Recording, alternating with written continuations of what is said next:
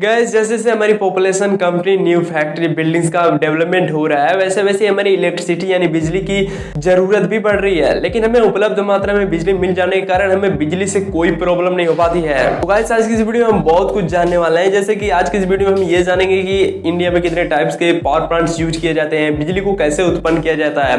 तो गाइस बिना किसी देरी के वीडियो को स्टार्ट करते हैं। गाइस इंडिया में मोस्टली 3 टाइप के पावर प्लांट्स यूज किए जाते हैं: thermal power plants, hydro power plants and nuclear power plants. एक चौथा पावर प्लांट्स भी जिसको वाइंड पावर प्लांट्स कहा जाता है, जो कि हवा के चलने से उसमें से बिजली उत्पन्न होती है। तो उसको आगे हम समझेंगे कि आखिर इससे बिजली कैसे उत्पन्न होती है। तो गाइस वीडियो को स्टार्ट करते हैं। वाइंड पावर प्लांट्स का जो सिस्टम है इसको हर जगह नहीं बैठाया जा सकता है, जिसकी वजह से इसको इंडिया में बहुत कम जगह यूज किए जाते हैं। इसका रीजन ये है गाइस कि इसको वहीं बैठाया जा सकता है जहाँ पे हवाएं लगातार एवरेज में चलती हों, जैसे कि पहाड़ी इलाके हो गए या फिर समुद्री इलाके हो गए। वहां पे इसको बैठाया जा सकता है, वहां पे हवाएं लगातार एवरेज में बहती रहती है। इसको मेन रूप से हवा ही चाहिए होता है इसको पंखे को डुलाने के लिए, तभी ये हमें पावर जनरेट करके दे पाएगा। जैसे नागालैंड, मिजोरम, त्रिपुरा ऐसे जो स्टेट हैं यहाँ पे ये मेनली रूप से मोस्टली यूज किए जाते हैं वाइंड पावर प्लांट्स। और आप इस लिस्ट में देख भी पाएंगे कि जो तमिलनाडु का कन्याकुमारी जो Muppandal power plants, wind power plants है, वो पर डे 1500 मेगावाट बिजली उत्पन्न करता है, जिससे कि छोटा मोटा शहर आराम से बिजली पा सकता है। ऐसे हमारे जो राजस्थान का जैसलमेर वाइंड पावर प्लांट्स है वो पर डे 1064 मेगावाट बिजली उत्पन्न करता है। तो गवर्नमेंट को सबसे ज्यादा जो प्रॉफिट होता है वो वाइंड पावर प्लांट से ही होता है। इलेक्ट्रिसिटी के मामले में वो वाइंड पावर प्लांट से ही होता है, क्योंकि इसमें ना तो फ्यूल ना तो न्यूक्लियर किसी भी प्रकार की ऐसी चीज यूज नहीं करनी पड़ती है जो कि खत्म होती है। बस इसको एक बार फिट करना पड़ता है वाइंड पावर प्लांट्स के सिस्टम को, और उसके बाद इसका मेंटेनेंस देखना पड़ता है। लेकिन इसको फिट करने में भी बहुत ज्यादा प्रॉब्लम होती है। इसके विंग होते हैं वो बहुत ज्यादा लंबे होते हैं, इसको ले जाने में टेलर से कंटेनर से ले जाने में बहुत ज्यादा प्रॉब्लम होती है। और पहाड़ी इलाके आते हैं तो उस पर चढ़ाने में भी बहुत ज्यादा प्रॉब्लम होती है। लेकिन इसको एक बार फिट करने के बाद ये प्रॉफिट देता ही रहता है, इसमें कोई प्रॉब्लम नहीं होती है। लेकिन इसका मेंटेनेंस भी देखना पड़ता है। तो गाइस चलिए आगे समझते हैं कि आखिर ये हमें कैसे बिजली दे पाते हैं, चारों टाइप से हमें बिजली कैसे मिलती है और हम कैसे यूज कर पाते हैं। जैसे कि अभी हम वाइंड पावर प्लांट्स के बारे में हल्का फुल्का जानते हैं, भी पूरी जानकारी लेंगे।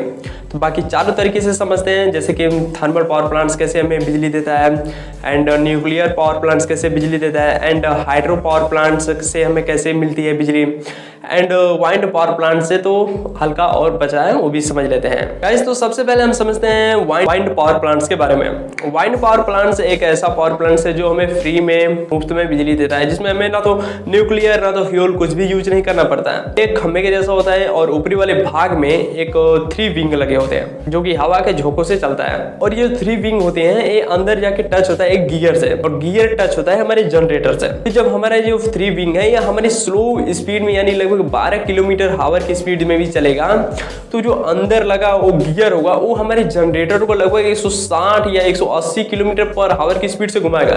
यानी जो जनरेटर की स्पीड होगी वो हमारी 180 किलोमीटर यानी बहुत ज्यादा होगी, यानी उसको जितनी चाहिए पावर जनरेट करने के लिए उसको जनरेटर को उतनी मिल जाती है। और ये और इसमें एक ब्रेक सिस्टम भी लगा होता है, जो कि कभी कभी तो हमारी हवाएं जो होती हैं वो तेज स्लो भी होती रहती हैं। तो इसलिए अगर ज्यादा फास्ट अगर हवा चलेगी तो जनरेटर को फ्यूज कर सकती है, इसलिए उसमें ब्रेक सिस्टम भी लगा होता है यहाँ पे, जैसे कि देख सकते हैं। और ये जब विंग ज्यादा स्पीड से चलती है तो ये ब्रेक सिस्टम अपने आप उसको टच करने लगता है और उसको रोकने स्लो कर देता है, और इसको जितनी एवरेज में स्पीड चाहिए वो उतनी ही एवरेज में जनरेटर को मिल पाती है। तो गाइस चलिए समझते हैं कि जनरेटर हमें बिजली कैसे देता है। गाइस 1831 के दशक में एक माइकल फैराडे नाम के अमेरिकी साइंटिस्ट ने, जिन्होंने पता लगाया है कि इलेक्ट्रिसिटी जब किसी एक बिंदु से किसी दूसरे बिंदु तक जाती है तो चुंबकीय क्षेत्र उत्पन्न करती है। आपने भी सुना होगा कि कई बार हमारे जो एक्सीडेंट होते हैं लाइन की वजह से, कि लाइट थी और किसी खंभे पे कोई लड़का चढ़ा था और वो लाइट आई, पावर आया और सट गया, तो इसे चुंबकीय क्षेत्र कहते हैं, जो कि अपनी ओर खींचता है पावर। तो उन्होंने पता लगा कि जब चुंबकीय क्षेत्र उत्पन्न हो रहा है बिजली के आने से, अगर हम चुंबकीय क्षेत्र लाएंगे तो बिजली भी उत्पन्न हो सकती है। तो उन्होंने क्या किया कि जिस तार से बिजली जा रही थी उस तार को एक चुंबक के बीच में रख दिया। उन्होंने चुंबक के आगे पीछे तार को कई बार ऐसे आगे पीछे किया बट बिजली नहीं उत्पन्न हुई। लेकिन उन्होंने जब एक ही उसी जगह पे तार को ऐसे से घुमाना, एक ही जगह पे राउंड राउंड घुमाना स्टार्ट किया तो बिजली उत्पन्न हो गई। और इसी फार्मूले का यूज करके आज हम पावर जनरेट कर पाते हैं, क्योंकि जो जनरेटर होते हैं उनमें दो हैवी प्रकार के मैग्नेट होते हैं और उनके बीच में हमारी धातु होती है। और जब जैसे कि हमने बताया कि विंग चल रही थी तो इसमें गियर के माध्यम से इसको बहुत ज्यादा स्पीड मिल रही थी 180 किलोमीटर पर आवर की। तो जब 180 किलोमीटर पर आवर की स्पीड से एक ही जगह पे मैग्नेट के बीच में ये हमारी जो धातुएं घूमते हैं तो इसमें बिजली उत्पन्न होती है और जिसे हम यूज करते हैं, जिसे मैं वीडियो बना रहा हूँ। तो गाइस आई होप समझ में आ गया होगा। तो गाइस वीडियो में आगे बढ़ते हैं। तो वाइंड पावर प्लांट्स में जब हवा का झोंका हमारे विंग पर आके टकराता है तो हमारी विंग नाचती है और जो हमारी विंग होती है वो जाके टच रहती है हमारे गियर से। और हमारे जो गियर होता है उसमें जो साइकिल के जैसे गियर होते हैं, जैसे कि हमारे एक पॉडल मारने पे पिछला वाला पहिया 5 बार घूमता है, वैसे जो हमारी विंग होती है एक बार घूमती है ना तो हमारी जो जनरेटर होती है गियर में ऐसे सिस्टम काम करता है कि वो हमारे गियर को, हमारे जनरेटर को कम से कम 10 या 15 बार घुमाती है, ऐसा सिस्टम होता है। तो हमारी जो झोंके होते हैं हवा के वो हमारे विंग पर आके टकराती है और हमारी जो हमारी विंग होती है वो टच रहती है गियर से और गियर हमारा टच रहता है हमारे जनरेटर से। तो ये सारे सिस्टम ओपन हो जाते हैं हवा की मदद से। विंग नाचती है, फिर हमारे गियर नाचते हैं, फिर गियर नाचते हैं तो हमारे जनरेटर नाचते हैं। और जब जनरेटर नाचता है तो उसमें से निकलती है हमारी इलेक्ट्रिसिटी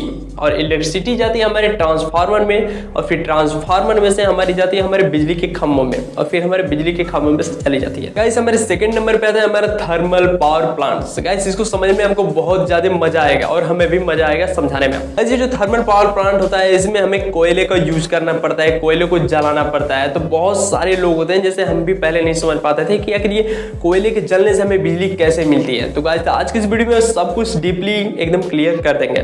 तो गाइस वीडियो को स्टार्ट करते हैं। इस थर्मल पावर प्लांट में सबसे पहले तो हम ट्रेन से अपने कोयले को लाते हैं और थर्मल पावर प्लांट से वहीं बैठाया जाता है जहाँ पे लगभग नदी आसपास ही होती है, क्योंकि नदी से इसमें पानी भी यूज करना पड़ता है। कोयले और पानी दोनों बराबर यूज यानी कि ज्यादातर यूज करने पड़ते हैं हमें। हम नदी से पानी लेते हैं और हम कोयले को ट्रेन से लाते हैं। गाइस ये जो पीछे आपको दिख रहा है ये थर्मल पावर प्लांट्स का डायग्राम है। इसमें आपको सब कुछ एक्सप्लेन कर देंगे और आपको एक्सप्लेन डीपली समझ में भी आ जाएगा। गाइस तो स्टार्ट करते हैं। गाइस इसमें आप देख रहे होंगे कि जो हमारा कोयला है उसको एक अलग भट्टी में डाला गया है और जो हमारे नीचे नदी दिखाई दे रही है इसमें से एक मोटर लगा हुआ है और मोटर हमारे पानी को खींच रहा है एक पाइप की सहायता से कूलिंग टावर को होते हुए एक कंडेंसेंट तक जाता है। और जो हमारा नॉर्मल पानी है वो कंडेंसेंट से गर्म पानी से सट कर होते हुए और नीचे से आते हुए और जो हमारी आग की भट्टी है जिसमें हम कोयले डाले हैं उससे होते हुए नीचे से सट कर ऊपर जा रही है और वहां पे उसको पर्याप्त मात्रा में और ज्यादा आग से गर्म किया जा रहा है जिससे कि और ज्यादा खोल सके। और फिर वो खोलने के बाद पूरे प्रेशर के साथ भाप बन जाती है और आती है और टरबाइन को घुमाती है और टरबाइन घुमाता है हमारे जनरेटर को, तो टरबाइन से नीचे आ जाता है। फिर टरबाइन को घुमा कर वो नीचे आती है कंडेंसेट से, उसके बाद पाइप से होते हुए वो कूलिंग टावर तक चली जाती है और उसके बाद कूलिंग टावर तक जाती है और कुछ भाप जो होती है वो ऊपर चली जाती है और जो पानी बन जाती है वो नीचे ही रह जाती है और इसको हम दोबारा यूज कर पाते हैं। तो चलिए प्रॉपर्ली समझ लेते हैं कि आखिर इसको ऐसा क्यों किया गया, क्योंकि जो हमारी नॉर्मल पानी है इसको तो हम डायरेक्ट मोटर की सहायता से हम डायरेक्ट आग की भट्टी तक ले जा सकते थे। तो इससे नीचे फिर कंडेंसेट बनाया गया है, फिर इसको गर्म पानी से टच किया गया है, फिर उसको गर्म पानी को ठंडे पानी से क्यों टच किया गया है, फिर जो हमारी आग की भट्टी है उसमें नॉर्मल पानी को नीचे से क्यों ले जाया गया है, उसको ऊपर से भी तो ले जाया जा सकता था। तो ये सब एक सिस्टम है, इसको हम समझते हैं। गाइस जो हमारा नॉर्मल पानी है उसको हम लोग को बाद में गर्म ही कर रहा है, जो कि आग की भट्टी में आप देख सकते हैं। तो इसको हम ले जा रहे हैं कंडेंसेट जो है उसमें जो हमारा पानी है गर्म पानी उससे ये टच होकर हल्का सा गर्म कम से कम 10% तो गर्म वार में हो ही जाता है। उसके बाद ये जाता है नीचे से ये हमारी जो आग की भट्टी वहाँ से टच होकर जा रहा है, जिसकी वजह से 40% तो जाते जाते ही गर्म हो जा रहा है, बचा 50%। तो 50% वहाँ पे जाकर ये गर्म हो जाएगा, जो कि जिसका सिस्टम ऊपर बनाया गया, जो कि पाइप आप टेढ़े मेढ़े देख सकते हैं। तो वहाँ पे 50% नहीं 100% इसको जितना गर्म होना था उसको ये गर्म हो चुका। और फिर ये जाके टरबाइन घुमाता है और टरबाइन हमारे घुमाती है जनरेटर को, जनरेटर से हमारी चली जाती है हमारे ट्रांसफार्मर में, ट्रांसफार्मर से चली जाती है हमारे खंभों में। तो गाइस बात ये है कि इसको इसलिए सटाया गया था कि हमारी जो समय है उस समय भी बचत होगी गर्म करने में, और हमारे कोयले की भी बचत होगी। इसकी वजह से इसको हमारे गर्म पाइप को और हमारे ठंडे पाइप को टच किया गया था। और अब बात करते हैं इसके दो फायदे निकलते हैं। गर्म पानी को भी फायदा मिलता है, क्योंकि वो जब हमारे टरबाइन से होते हुए ठंडे पानी से मिलती है तो इसको तो गर्म करती है, बट वो थोड़ी सी ठंडी हो जाती है, जिसकी वजह से जो उसकी जो मान लीजिए कि 20% उड़ने वाला पानी था, 20% गैस उड़ने वाली थी, तो 10% और बच जाती है, क्योंकि वो थोड़ी और ठंडी हो जाती है। और फिर पाइप से होते हुए जाते जाते फिर जो कूलिंग टावर है उसमें और ज़्यादा ठंडी हो जाती है, लगभग 5% गैस उड़ जाती है, बाकी जो 95% है वो बच जा रही है। तो गैस इसके लिए ये सब सारा सिस्टम लगाया गया है। आई होप आपको थर्मल पावर प्लांट्स कैसे काम करता है ये आपको समझ में आ गया होगा। और गैस हमारे ऐसे ही थर्ड नंबर पे था हमारे न्यूक्लियर पावर प्लांट्स। गैस इसमें न्यूक्लियर यूज किया जाता है, जिसकी वजह से इसका न्यूक्लियर पावर प्लांट्स नाम पड़ा है। तो गैस इसको समझते हैं क्या होता है। गैस जैसे थर्मल पावर प्लांट्स काम करता है, सारा इसका लगभग 80% का सिस्टम जो है वो थर्मल पावर प्लांट्स के जैसे ही काम करता है। कूलिंग टावर होता है, इसमें भी कूलिंग टावर होता है, बट उसमें कोयले यूज करने पड़ते हैं, उसमें से धुएं निकलते हैं, इसमें से धुएं नहीं निकलते, इसमें धुएं निकलने का सिस्टम नहीं है, और इसमें कोयले नहीं यूज किए जाते हैं। इसमें यूरेनियम जैसे धातु को यूज किया जाता है, जो कि काफी दिन तक चलते हैं। ऐसे जो न्यूक्लियर पावर प्लांट्स है, इसमें सबसे ज्यादा नोटिस करने वाली बात यह कि इसमें बहुत ज्यादा एक्सीडेंट यानी खतरे का डर रहता है। बहुत बार तो इसमें एक्सीडेंट हो भी चुका है। जो आपको दीवार दिखाई, सॉरी ये जो आपको डायग्राम में जो लाइन दिखाई दे रही है, बहुत ज्यादा मोटी दीवार है, 8 फीट की करीब मोटी दीवार है, 8 फीट लगभग। क्योंकि न्यूक्लियर जब इसमें विस्फोट किया जाता है तो इसमें बहुत ज्यादा हीट निकलती है, जो कि हमारे पानी को गर्म करती है। बट कभी कभी होता है कि ये दीवार को ही फाड़ देती है, दीवार फट जाती है और बहुत ज्यादा भारी मात्रा में एक्सीडेंट हो जाता है, और जिससे काफी ज्यादा नुकसान होता है। इसकी वजह से ये जो हमारी दीवार है 8 फीट ज्यादा मोटी है, पर कभी कभी तो फट ही जाता है, तो उसका हम लोग कुछ नहीं कर सकते हैं। और गैस न्यूक्लियर पावर प्लांट्स का बाकी सब सिस्टम एकदम थर्मल पावर प्लांट्स जैसे ही है। जैसे कि हम कोयले को जलाते थे तो हमारे जो पानी थे वो गर्म होकर टरबाइन तक जाती थी, टरबाइन घुमाती थी, जनरेटर घूमता था, और हमें बिजली ट्रांसफार्मर में जाती थी, फिर कमरे में जाती थी। सब सिस्टम वैसा ही है, बस इसमें कोयले की जगह पे यूरेनियम जैसे धातु का यूज किया जाता है, जो कि विस्फोट होता है,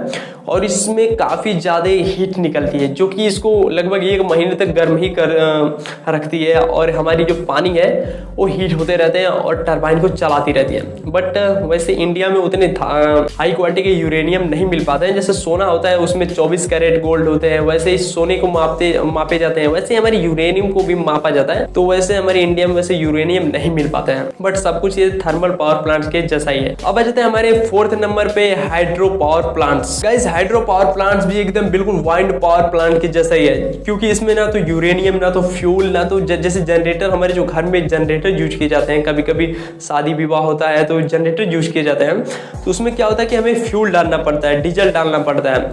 लेकिन इसमें जो हाइड्रो पावर प्लांट्स है, इसमें डीजल उजल कुछ नहीं यूज करना है। जैसे हमारे वाइंड पावर प्लांट्स को हवा चलाती थी, वैसे ही हमारी जो हाइड्रो पावर प्लांट है इसको पानी चलाता है। आइए समझते हैं कैसे होता है। इसमें हाइड्रो पावर प्लांट्स में क्या होता है कि हम किसी भी बड़ी नदी होती है तो उसमें क्या होता है कि हम खंबे जैसे कि बांध हम खड़े कर देते हैं एकदम, उसके नीचे से उसको जो पानी के जाने का जो रास्ता आता है उसको इस प्रकार बनाया जाता है कि वहाँ पे एक टरबाइन लगा दिया जाता है। अगर पानी आए, जैसे कि पानी तो आएगा ही, तो पानी आता है तो हमारी टरबाइन को घुमाता है जोर से, और टरबाइन घुमाता है हमारे जनरेटर को, जनरेटर उसके ऊपर जनरेटर को भी फिट किया जाता है। तो इसमें ज़्यादा सिस्टम नहीं किया जाता है बनाना, फिर उसके बाद टरबाइन लगाना। लेकिन इसमें थर्मल पावर प्लांट्स और न्यूक्लियर पावर प्लांट से कम इसमें मेंटेनेंस आता है। तो इसमें बांध के बीचों बीच बैठाया जाता है, पानी आता है, टरबाइन को घुमाता है, और टरबाइन घुमाता है जनरेटर को, और जनरेटर घुमाता है, जनरेटर से बिजली उत्पन्न होती है और वो जाती है ट्रांसफार्मर में, और ट्रांसफार्मर हमें देता है हमारे खंभों में। तो गाइस आज की हमारी वीडियो यही समाप्त होती है। वैसे जानकारी वो कैसी लगी कमेंट सेक्शन में जरूर बताइएगा।